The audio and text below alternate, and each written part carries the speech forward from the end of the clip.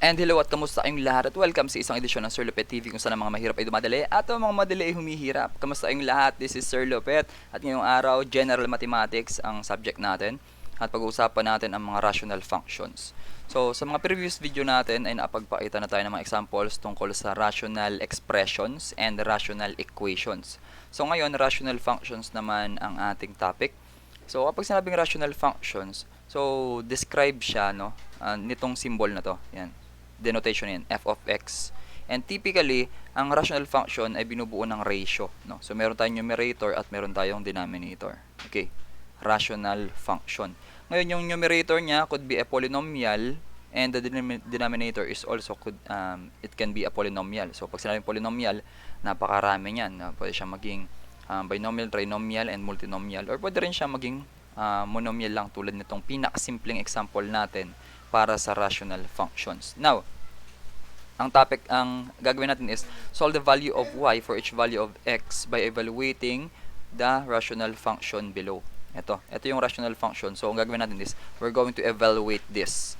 Tapos, nag-prepare na ako dito ng mga values ng x. We have negative 2 hanggang positive 2 na kung saan ang kanilang parang common difference nila ay 1 lang naman. So, ang task natin ay iso-solve natin sila. Okay? Now, so simulan na natin to.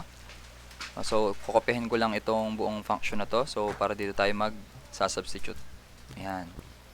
Okay, so for example, we're going to use negative 2. Papalitan yan dito. Okay. X, papalitan ng negative 2. Okay. So, pag pinalitan natin to, negative 2 will become, ano yan? So, 1 divided by negative 2 is, pupunta lang yung negative dito sa unahan, and then meron na tayo ditong negative 1/2. Okay. So, yung negative 1/2, lalagay natin dito sa tapat nito. Okay. So, we have negative 1/2. So, dito napapansin nyo, gumagamit ako ng parenthesis. Okay. Mahirap kasi pag sinulat natin directly na negative 1/2 yan. Parang iisipin nyo na yung negative ay nandun lang sa 1. Okay. So, since ang ating final answer, yung negative ay nasa gitna, katapat ng ating fraction bar. So, gagawin natin yan. Yan ang mas appropriate na pagkakasulat. Okay. No, kapag negative 1 naman ang pinalit natin, so dito, negative 1, okay? So, our answer will become negative 1 na lang po yan. Okay?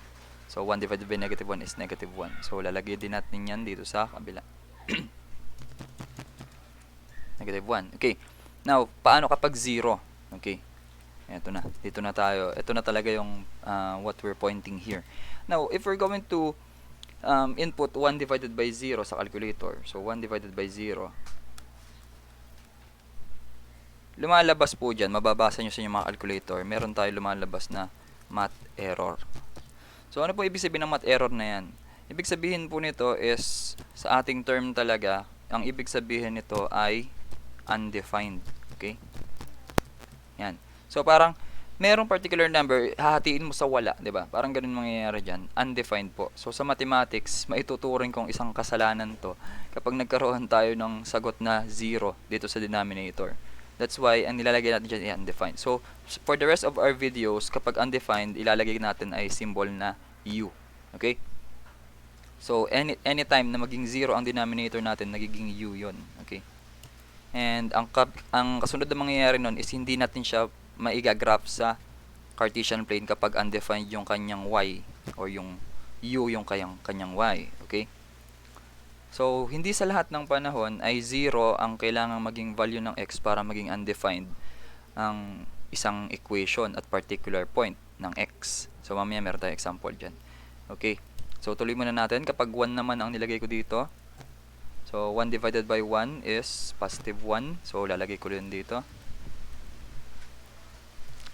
Now, kapag 2 naman, yun, nandito sa ating given, 2 ang pipapalit ko, we have 1 over 2, that is, yan. So, yan yung sagot, 1/2. Okay, so lalagay ko lang dito ay 1/2. So, kapag positive, hindi mo na kailangan lagyan ng addition symbol or positive sign. Yan. So, we can say na ito na ang kanyang basic table of values, no? Nung nagsimula tayo sa negative 2 at tinapos natin sa positive 2.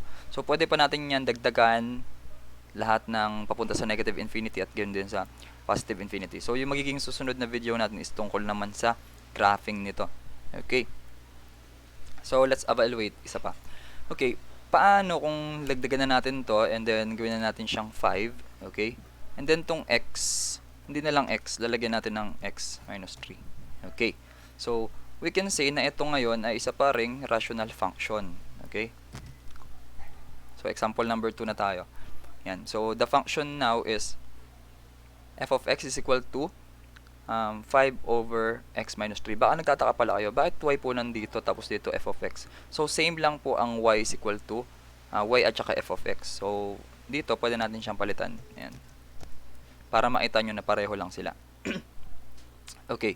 So, dito, let's say na gagamit tayo ng ibang, para makita nyo kung ano yung application niya. So, I'm going to use a different set of ordered pairs para makita nyo po na hindi lang lagi 0 yung kanyang magiging value ng x para maging undefined. So, let's say magsimula tayo sa 1, okay? 2, 3, 4, and 5. Okay. So, ito yung magiging values ng x natin, no? Yan. So, ginagawa natin to para may malaman tayo. Okay. Now, so, next na step natin, syempre, evaluate na natin yan. Okay. So, in here, meron tayong 1. So, for example, 1 yung ipapalit ko. Ito. Yan. So, we have 1. So, meron tayo ditong magiging 5. 1 minus 3 is negative 2. Okay. So, we have negative 5 over 2. Negative 5 over 2. Okay? Kapag 2 naman ang pinalit natin, we will have 2 minus 3, that is negative 1. Okay? So, 5 divided by negative 1 is negative 5. Okay? Now, pansinin nyo kapag 3 yung pinalit natin. Okay? So, we have 3 minus 3, that is 0. Okay? So, 3 minus 3 is 0. So, dito sa part na to, dahil naging 0 yung ating denominator, ibig sabihin yan yung kaninang math error. So, try nyo pang input sa calculator. Meron tayong 5 divided by 0. Still, ipapakita niya sa'yo na math error pa rin. So, dahil dyan, gagamit pa rin tayo ng u. Okay? Yung u na symbol natin kanina, which means yan ay isang undefined. No? Undefined siya at 3. Ibig sabihin, kapag ang value daw ng x ay 3, undefined yung ating rational function. Okay. Let's try sa 4 naman, sa 4. Okay. So papalitan ko lang to ng 4. Okay. And then we will have ano na dito, 5 dun sa taas. And then 4 minus 3 is 1. So 5 divided by 1 is positive 5. Okay. And then 5 papalit ko dito. So 5 minus 3 is 2. So you will see that the answer is 5 over 2. Okay. So, napapansin nyo, tulad nung kanina, yung sagot niya ay parang mirror lang, no? Ayan, no? Dito sa y, sa y value. Ayan. So, negative 5, negative 5 over 2, positive 5, 5 over 2. And then, yung kanilang parang pagitan ay nagiging undefined, okay? So, ibig sabihin yan, dyan sa part na yan, dyan napuputol, no? Yung ating graph. So, kapag nag-graph na tayo sa next video natin, makikita nyo yan. Okay. So, let's have another example. Palitan to, lagyan na natin dun sa taas. For example, meron tayo ditong 2x. Okay, and then dito sa ilalim ay meron tayong, unahin ko naman yung number. Okay, 4 plus x. Okay, so 2x and then meron tayong, we have here 2x divided by 4 plus x. Okay, so para hindi maging, gawin natin 5. Okay, now dito, yan. So, at this moment, gagawin ko pa rin siyang intentional, no? Igigitna ako lagi yung magiging zeros niya. So, yung sa susunod naman at pag-aaralan yun. So, dito, ang point nito is makita natin na meron palang particular value ng x na magiging undefined ang isang rational function. Okay. So, i-copy natin to. Then, paste ko na dito. And then, meron tayong equal dahil sigurado magiging rational function ang sagot. Now, dito, ang mangyayari dito, so yung sagot natin ay magiging fraction, I mean, okay. Let's have, gawin naman natin siyang negative 7, okay. Negative 7, tapos negative 6, tapos negative 5, and then meron tayong negative 4. Ayan. So, sinasadya ko talagang igitna. Ano yung ginigitna ko kaya dyan? So, makikita nyo mamaya. Okay. So, remember, para siya ay maging Remember, para siya ay maging undefined, kailangan ang kanyang denominator ay 0. Okay? Pero hindi ko sinasabi na kailangan gawin nyo siyang undefined. Pero yun talaga, sa rational function, there will be a value of x na kung saan magiging undefined ang ating rational function. Okay? So, dito, let's substitute negative 7. Okay? Dito. So, kapag ganyan, nag-evaluate tayo lahat ng x, papalitan natin ng negative 7. Okay? So, negative 7. Okay. Tapos dito, meron tayong negative 7 din. Yan. So, we have negative 14. Okay. Now, dito naman, kapag nagtagpo si positive at si negative, nagiging subtraction yan. So, nagiging 5 minus 7. Okay. Positive is negative. So, 5 minus 7, that is negative 2. Okay. And afterwards, meron tayong sagot na 7, okay? Positive 7. Kasi negative divided by negative is positive. 14 divided by 2 is 7, okay? So, kapag negative 7 daw ang value ng x, 7 ang value ng f of x. Okay, para naman dito, sa negative 6, if we're going to substitute dito, negative 6, and then dito naman ay negative 6 naman. So, meron tayo ditong negative 12, okay? And then, meron tayo ditong negative 1, okay? Bakit? Kasi ito, negative 12 yung numerator natin, and yung denominator naman natin ay meron tayong 5 minus 6, that's negative 1. Therefore, ang sagot natin is positive 12. So, 12 naman lalagay natin dito. Okay? Now, meron naman tayo ditong next, negative 5. So, if we're going to substitute negative 5 dito sa numerator, ganun din dito sa baba. Okay? So, mapapansin nyo, meron tayong negative 10 sa numerator. Pero sa ilalim, we will have 5 minus 5. Take note, magiging minus ito. Ganyan. So, 5 minus 5 is 0. Okay? So, negative 10 over 0, kahit na maging ano pa ang value ng numerator, is still, kahit ilagay na sa calculator, we have negative 10 divided by 0, we will have math error pa rin. Ibig sabihin yan, undefined pa rin yan. Okay? So, dito, lalagay ko pa rin yan undefined. Okay. Now, meron naman tayo, so yan, negative 5. Kapag negative 5 daw ang value ng x, magiging undefined ang ating rational function. Kung negative 4 naman, okay, we will have negative 4 dito sa baba. Yan. So, ito kanina, take note yan ay plus negative 4. Okay. So, dito sa taas, meron tayong negative 8. Okay. Negative 8. Dito sa baba, meron naman tayong 5. Eto. So, ano naman yan? 5 plus, or magiging minus siya, no? 5 plus negative 4, that will become 5 minus 4, that is positive 1. Okay? So, that is positive 1. Okay. So, dito, we will notice na meron tayong negative 8 na sagot. Okay, negative 8. So, again, let's have 2x over 5 plus x. So, 2x dito, and then 5 plus x. So, kapag negative 4 pinalit natin, that will become negative 8. And then, 5 plus negative 4, magiging 5 minus 4 yun, that's 1. So, negative 8 divided by 1. So, we have negative 8 dito. Okay. Next, para naman dito sa ating susunod, we have negative 3. Okay. So, negative 3 naman papalit natin. Negative 3. Okay, tapos meron naman tayo ditong minus 3. Kasi nga, yan ay plus, tapos minus, so magiging minus 3. So, negative 6. Okay. And then we have 5 minus 3, that is 2. Okay. So, negative 6 divided by positive 2, that is negative 3. Okay. So, negative 3 ang ating magiging sagot dito naman. Okay. Okay. So, napapansin nyo dito, 12 is 7 units or 5 units from 7, and ganun din itong negative 8 dyan. Yan. Okay. So, para mas ma-appreciate natin yan, so, abangan nyo yung susunod nating video about graphing naman ng rational functions, na kung saan i-graph din natin mismo itong mga nandito sa ating graph, no? Okay? For our fourth example, ito naman, we have the f of x is equal to x squared minus 9 divided by x plus 7. So, dito napansin nyo, nag-prepare na ako ng table of values. Nagsisimula sa negative 9 at nagtatapos sa negative 5. Okay? And then yung kanyang common difference is 1. Okay? Now, solve natin. We have negative 9. Papalit lang natin yan dito. Okay? And then dito, negative 9 din. Okay. So, we will have here 81 minus 9. Okay. And then, negative 9 plus 7 is positive or negative 2. Okay. And sagot natin dito, we have 81 minus 9, that is 72, divided by negative 2. Okay. So, dito meron tayong 36 or negative 36. Okay.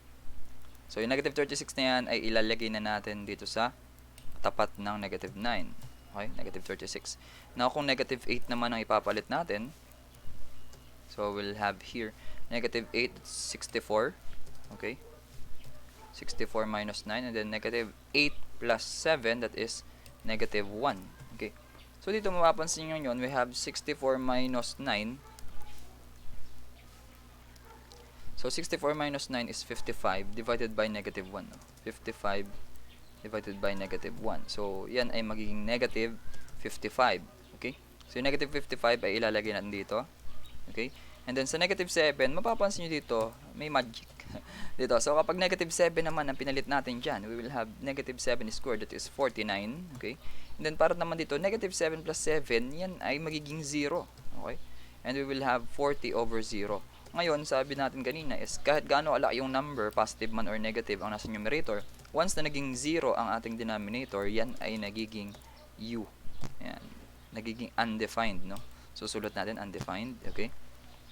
Now, we will have negative 6. So, kapag negative 6 naman, dito yon. And then, we have negative 16 dito sa baba. So, dito meron tayong negative 6 squared, that is 36. And then, we have positive 1 dito. Okay? And then, 36 minus 9 is ilan yan? 27. Okay? So, over 1. Okay? Or, yan ay magiging 27 na lang. So, yung 27, susulat ko naman sa tapat ng negative 6. Now, dito naman may have negative 5. Papalit ko lang dito. And then, negative 5 din dito. So, negative 5 is squared, that is, 25. Okay? Negative 5 is squared is 25. And then, negative 5 plus 7, that is 2. Okay? Positive 2. And then, dito meron tayong, 25 minus 9 is 16 divided by 2, that is 8. Okay? 8 dito. So, isang mahalagang paraan dyan para malaman natin kung tama ba ang ginagawa natin is alamin natin gaano kalayo yung negative 55 dun sa negative 36 and ikukumpara natin yon kung gaano kalayo sa 27 kay 8. So, we have 55 minus 36, yan ay 19. And then, si 27 minus 8 ay 19 din. So, pareho. So, ito ang ating fourth example. Okay? And for our last example, ito ang ating instruction pa rin. Solve the value of y for each value of x by evaluating the rational function below. Okay? So, ito yung rational function natin. So, sinave ko talaga yung worst for last.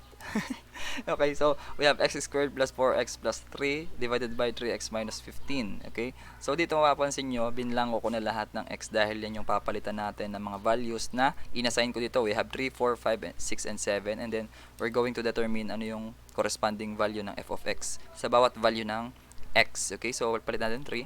3 muna lahat. Okay. So, dito we have 3 squared, that is 9. We have 4 times 3, that's 12. And then, plus 3. Okay. And then, 3 times 3 is 9 minus 15. So, ano ang magiging sagot niyan? We will have dito sa taas, 9 plus 12 is 21. Plus 3, that is 24. Sa ilalim, we will have 9 minus 15. Ano ang 9 minus 15? That's negative 6. Okay. So, ang negative 6 ay negative 4. Okay. 24 divided by 6 is 4. Tapos may negative lang. So, negative 4. Now, para naman sa 4, kapag 4 naman kaya, palitan natin ng 4 lahat.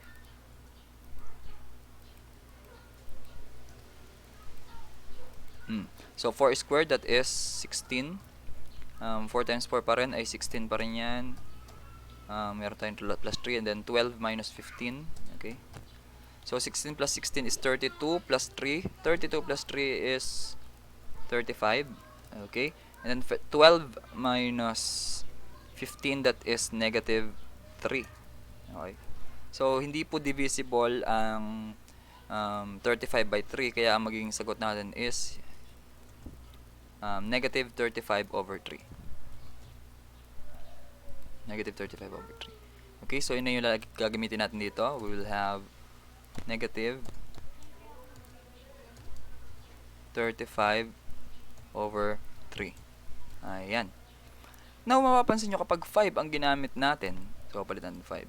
And then 5 din dito, and then 5 din dito.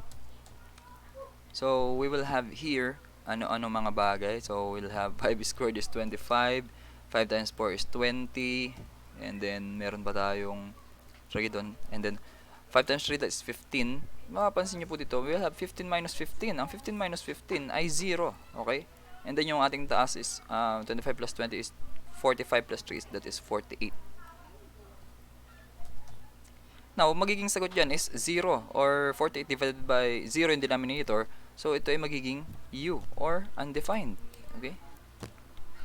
So, undefined na po yan kahit gaano kalaki yung number dito sa numerator. Kapag 6 naman, we will have 6. Palitan lang natin lahat ng 6. Okay. 6 squared is 36. 4 times 6 is 24. And 6 times 3 is 18. Minus 15. Okay. So, ano ang 36 plus 24? So, malaki na to. Kailangan ko ng mag-calculator. 24 plus 3, 63. Okay. So, 63. And then, 18 minus 15 is positive na yan. Siyempre, positive 3. Okay. Now, ito, divisible yan by 63 divided by 3 is divisible yan, no? So, that's 21. Okay. So, 21 for 6. So, kapag ang value ng x ay 6, ang ating f of x ay 21. So, kapag 7 naman, meron tayong 7 squared, 4 times 7, at saka 3 times 7. Okay. So, 7 squared is 49. 4 times 7 is 28. And then 3 times 7 is 21. Minus 15. So, 49 plus 28 plus 3. So, meron tayong 80. Okay. 80. And then 21 minus 15, we will have 6. So, positive na po yung sagot natin, no? And then, ano ang simplest form ng 80 over 6 kung fraction ang final answer natin? So, we will have 40 over 3. 40 over 3. So, itong 40 over 3 ang ilalagay natin dito. Sa tapat ng 7. So, para ma-check natin kung tama yung ating sagot, kunin natin yung 40 over 3. 40 over 3 is 13.33 minus natin sa 21. So, meron tayong negative 7.67. Okay. So, itong kabila naman, ito, compare naman natin siya. So, subtraction gagamitin natin. So, para malaman natin kung ano kalayo. Negative 35 divided by 3, meron tayong negative 11.67. Then, maminus natin yung 4. So, mapapansin nyo, pareho lang. Or rather, mag-plus tayo ng 4 pala. So, negative 35 divided by 3. Then, mag-plus tayo ng 4. So, makikita nyo na yung layo niya is pareho lang na negative 7.67. Okay. So, ito ang ating final table of values para sa values ng x at para dito sa rational function na to. And that's our 5 examples para sa evaluation ng rational functions. This is Sir Lopet na nagsasabi na pwede mo itong i-like, pwede kang mag-subscribe, mag-comment at i-share mo sa mga classmate mo na nangangailangan ng tulong sa rational function. And this is Sir Lopet na nagsasabi na sa bawat problema mayroong solusyon. Dapat tayo ang maging solusyon para iwas konsumisyon. Maraming salamat. Ingat nasan ka man. God bless you. Thank you.